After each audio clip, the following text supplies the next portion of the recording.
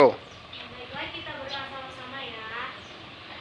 Bismillahirrahmanirrahim.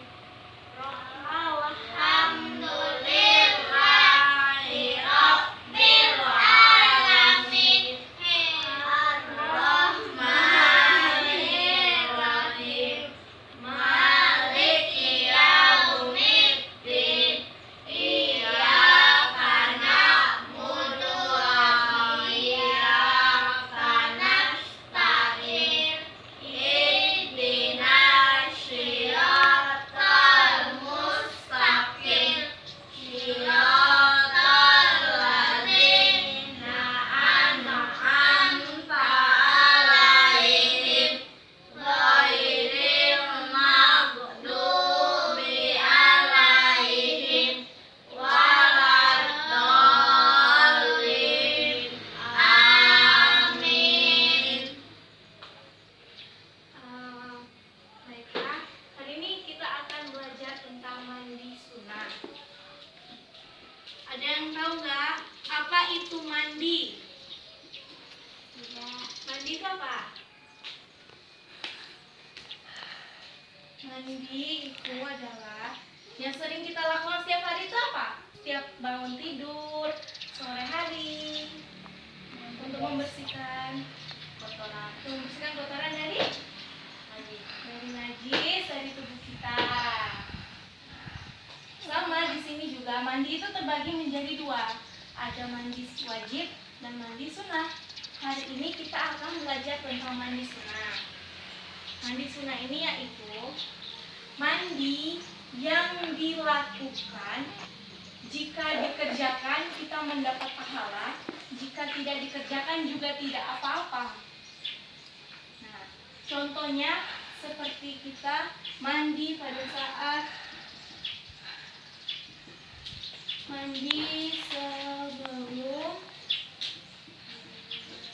sholat hari raya. Nah, beberapa minggu yang lalu kita udah Idul Fitri kan? Pagi-pagi sebelum kalian sholat, kalian mandi nggak? Mandi. Di sini waktu mandi sholat hari raya Idul Fitri lebih terfokus pada saat subuh atau menjelang fajar.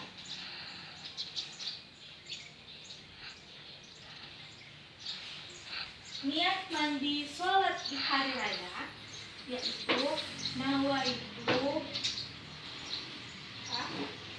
niat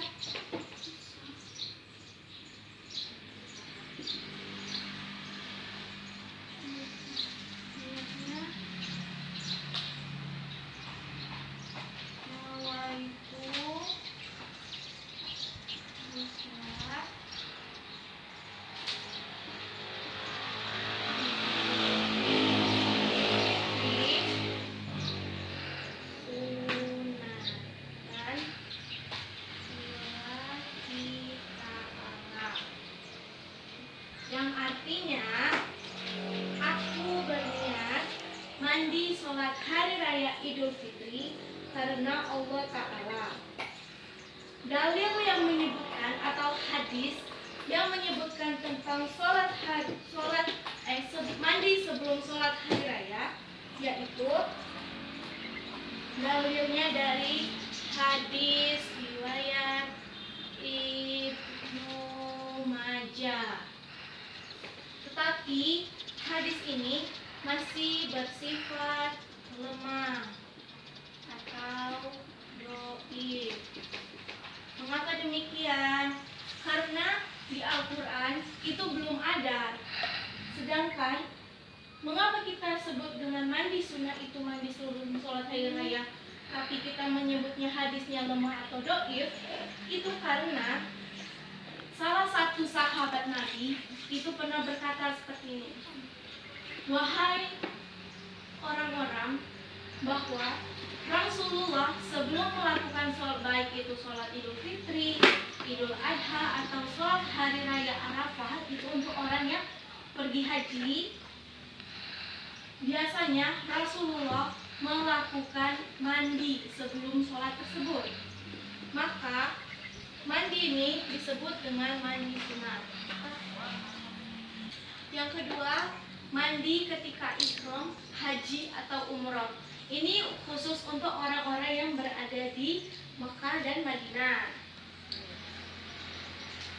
Hadis riwayat Tirmizi mengatakan bahwa mengapa mandi ketika ihram dan haji atau umroh ini bisa muncul, karena ada sebuah hadis yang mengatakan bahwasanya bajunya Rasulullah setelah dijahit dan setelah selesai, maka Rasulullah langsung melaksanakan mandi untuk melakukan ihram. Sehinggalah kita sebagai keturunan Rasulullah, makanya sebelum kita melakukan sholat ihram ini, kita harus mandi terlebih dahulu. Yang ketiga, ada mandi setelah memandikan mayat.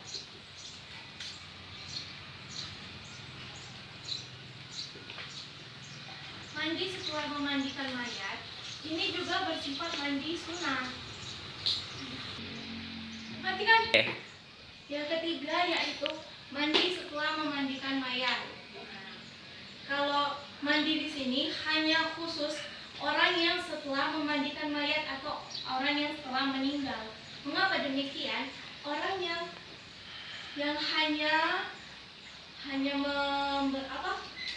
mengafani, yang hanya menguburkan, itu hanya wajib untuk berwudu supaya bersih. Yang terakhir, mandi sholat Jumat. Coba di sini yang cowok sering sholat Jumat enggak? Enggak, kenapa? Kenapa nggak sholat Jumat? Kalau Dika suka sholat Jumat enggak? Suka. Kalau sebelum sholat Jumat mandi dulu enggak? Mandi. Supaya apa? Dari kotoran. Nah, mengapa kita dianjurkan mandi sebelum sholat Jumat? Karena sholat Jumat ini tidak bisa dilaksanakan di rumah, hanya bisa dilaksanakan di masjid. Sedangkan di dalam Al-Quran sudah dijelaskan bahwa sebelum kita pergi ke masjid, kita harus dalam keadaan bersih, suci, dan wangi, karena kita akan menghadap yang menciptakan kita. Baiklah, itu saja materi hari ini. Lebih dan kurangnya Ibu mohon maaf. Ibu tutup. Wassalamualaikum warahmatullahi wabarakatuh.